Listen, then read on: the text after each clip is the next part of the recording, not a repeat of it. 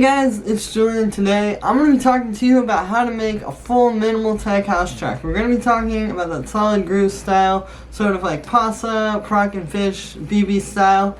And yeah, as usual, you can get the full project file, samples, MIDI, presets, everything like that from this video is available right at the top of the description. And if you're a patron on my Patreon, check there because it's already available. And let's dive in. Alright, so here's the full track. This is the full project file. It's the whole arrangement. We have the intro, we have the middle of the track, we have a breakdown, and then we have the ending and the outro of the track. It's all laid out here, and I'm going to be just going from the top down and showing you each individual element and talking about it, and also talking about the arrangement too. And yeah, in the intro you heard a shorter version of this because it was just from here to here, obviously for the sake of the video. But this is a full project file. This is what you get when you get that template in the description.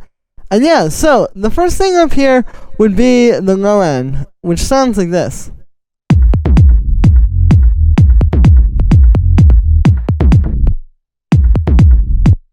So as you can hear, we have a kick and then essentially like 4 bass sounds here. So the kick on its own sounds like this. Pretty simple. It's just a really fat kick. You can see it's mixed pretty much the loudest of anything in this track.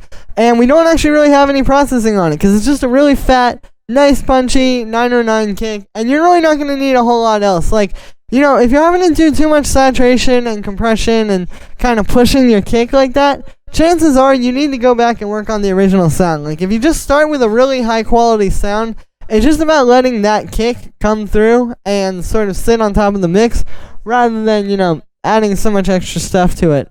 And then I just have a high pass filter on here, which you can see automates at some different points. So yeah, like just kind of having that come on. You can hear even like the basses aren't even filtering fully at those places. But just having the kick filter like that, kind of independently, is going to make it a lot more exciting. And then the bass line is made up, like I said, of 4 layers.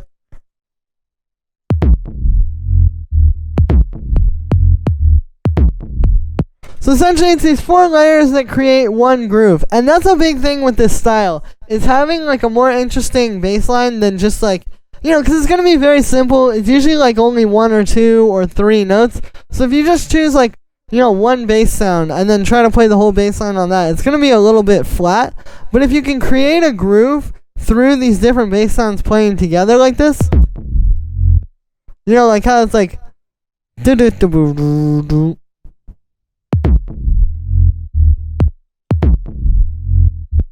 know, it's like, that's essentially what we are trying to create here. And then it really doesn't matter how many sounds you use, but just like kind of spreading it across different sounds like this.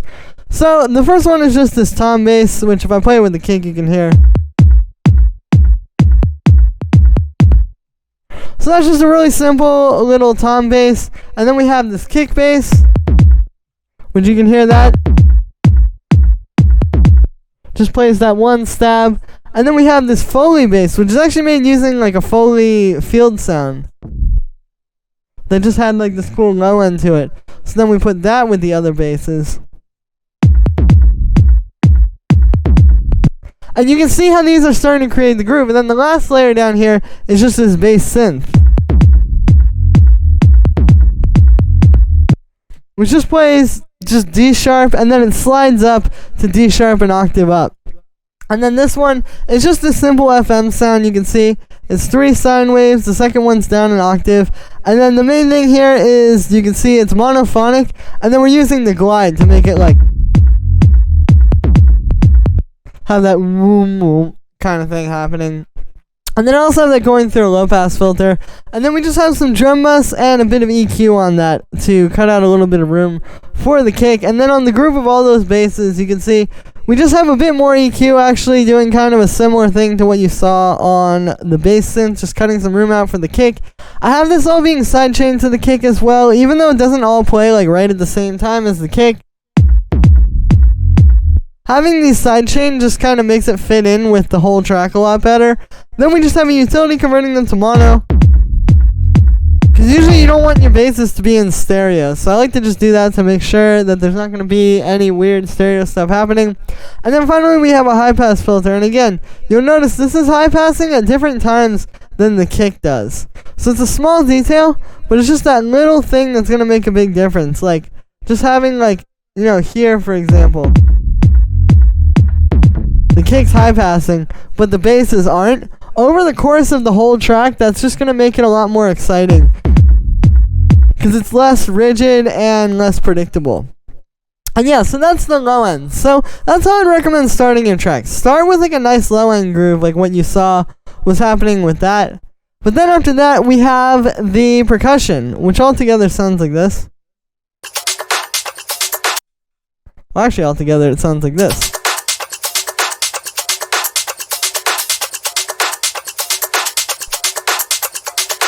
So this is all going to be pretty simple, but it's all about using very simple elements like this and creating like a very full, hectic sounding groove. Like this is very full sounding, but it's all pretty simple. So the first thing is the main hi-hat, which is 3 layers actually. So we have this one,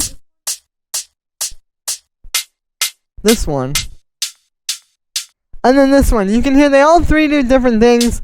When you put them together, you get this really, really fat and punchy hi-hat like this. And so yeah, you know, when you're layering hi-hats or percussion in general, you just want to make sure it's like this, where it's like just a few sounds that are going to fit together really well. You know, we don't need to use any processing on them to try to glue them together or anything, because it's already just some solid sounds that do things that the other ones don't. Like this one has a lot of high end, but then this one has a lot of nice mid-range, so you put them together. Like you can see why we have all 3 of these, to just make that really big and full sounding hi-hat like you hear in these tracks. Then we have this little background shaker. It's literally just adding like those kind of like twinkly high frequencies. And then that's just in there doing like a bit of that. We have this live percussion.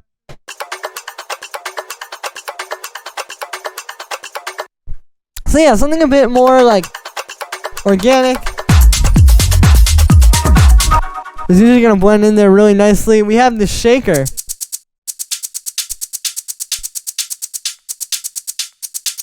But you can hear we're getting that like nice kind of call and response, stop and start. Just like that kind of thing, which is really popular in these tracks. And then the last thing down here, inside of this groove at least, is just these extra hi-hats. So these are just going to be actually very important for the style. I hear these in like literally almost every single track on this label and in this style. And essentially, yeah, like you have your hi-hats, you know, you have like this, those, and those are just going to be constantly going. But then you want to have something else that's just kind of like a little bit more random, so to speak. So then when we bring in these extra hi-hats, you know, it's a lot less predictable because it's not constantly just it's just kind of like jumping in here with a few different sounds. And you can hear it just fills in some of those spaces. And that's one of those layers that might not seem that important, but when you get rid of it, it's going to be really missing. Like, it just feels a lot more flat without that. And then on the group of those hi-hats, we just have a bit of echo and reverb, which are actually just for the break here. If you look in this one part, they kind of just like disappear with the reverb and echo. Also automating the feedback on the echo.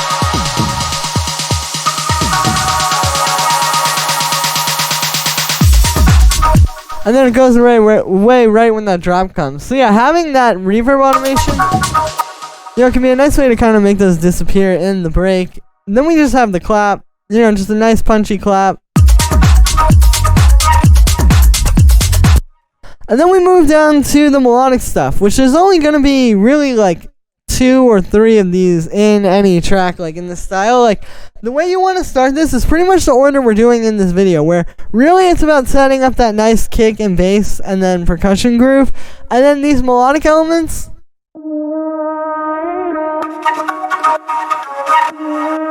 are just in there filling up some space. So they're important, but it's not really going to be like the main focus. But you do have to have something cool, or else it's just going to be kind of boring. Because if it's just a good kick and bass and percussion groove, yeah, it's not really going to have any flair to it. This is what's going to give the track its flavor, essentially. So here, I've got this flute, which sounds really good. You know, something like this that's live, that's like played in, can work really well, I think. You know, because if you just do everything with synths, like if we just try and go and make some crazy synth ARP there, you know, it's going to be like kind of the same thing over and over. But with this, we're bringing in inspiration from something more organic and something live. And yeah, I think you can just get a lot more creative stuff that way. And this one is just going through a bit of compression to flatten it out, and then some echo and reverb to give it space, which you can see the reverb is really just automating in a few parts here to kind of make it go away.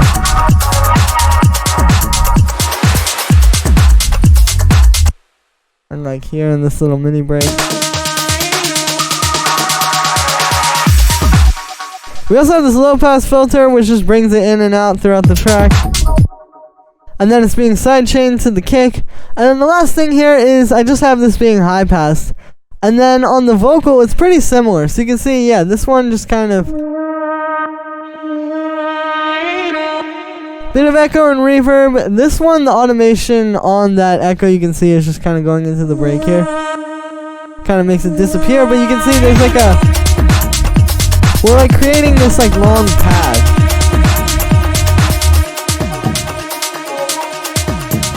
So you kind of get that kind of like vocal thing sort of breathing into here, and it's a really nice effect. So I definitely recommend you try that. Like before your breaks, instead of having like a big like whoosh riser sound, try just having like your vocal, like try automating some more delay on it so that it kind of disappears and then becomes like this big pad here. It's gonna be a lot more effective than if I just get a big like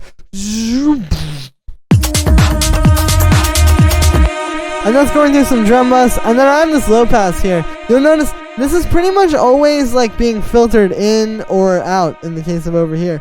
It doesn't really, say for this one spot here, it doesn't really just sit in one place. And that's something that's going to be really important for the arrangement with something like this. You know, having the vocal is one thing, but you have to make sure that it's not just like, you know, boring. Because like if you just drop in without the filter,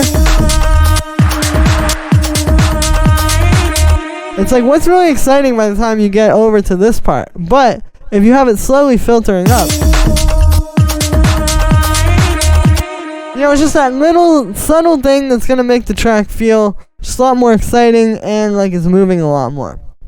And yeah, so between the vocal, the flute riff, and then the percussions and the bass, that's really like the main part of the track. You know, once you make those elements, you're really just kind of like, everything else is just in there to sort of fill out the arrangement and move it along. And that's what you see down here. All these things, all these little effect sounds down here, like the little tiny ones, and like this building snare, all that kind of stuff, that's all that is serving the purpose of. This stuff that I showed you first, the vocal, flute, and then the percussion and bass and kick, that's really going to be the main part of your track. So like, once you create that stuff, like, I would really start getting started arranging at that point. Like, that's really where you want to go and start to, like, actually flesh out the song. And then all this stuff down here from the snare down that I've just highlighted, that's all going to come once you have your arrangement. Because then you could be like, okay, I have this break. We need a building snare. We need some, you know, sweeping noise. Or, like, over here even, just to be able to be like, oh, we need, like, a little laser sound to sort of carry it along there. So that's how this is going to work, is you're going to start with your core stuff, the kick and the bass, and then the percussion. Then you can come up with like your sort of melodic like ideas that are going to give the track its flair. And then we go and add in these effects down here. And this is why I like to organize it this way as well. Makes it a lot easier if you have all your effects along the bottom versus like having them all like littered throughout the project file. And I'll show you all of these. So the snare is just like a nice snare sample. Going through some echo, bit of drum bus, and then this utility is just bringing the volume up. And you'll notice this is like playing a pretty subtle pattern.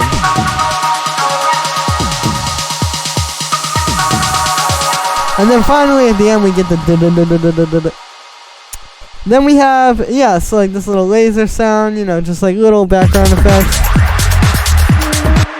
We have this noise sweep here, which is just some white noise. So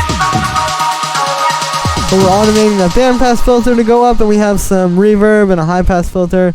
And this is also being sidechained to the kick. We have like a little clap. You can hear that crash, and then there's like all these little...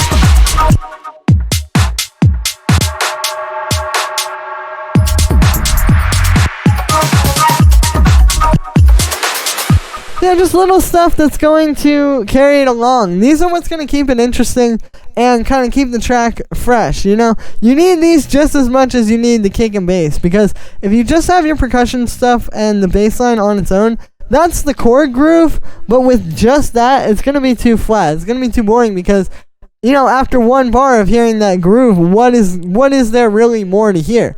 But with these effects and with the different things automating and coming in and out throughout the track, that's really what's going to, you know, make it a track. That's what is essentially telling the listener, hey, even though this is a 1-bar loop, there's a reason for you to listen through the whole song. Like, this is why we have a whole song of this rather than an 8-bar loop. And yeah, so if you follow those steps, you should be able to make a pretty nice track in this style.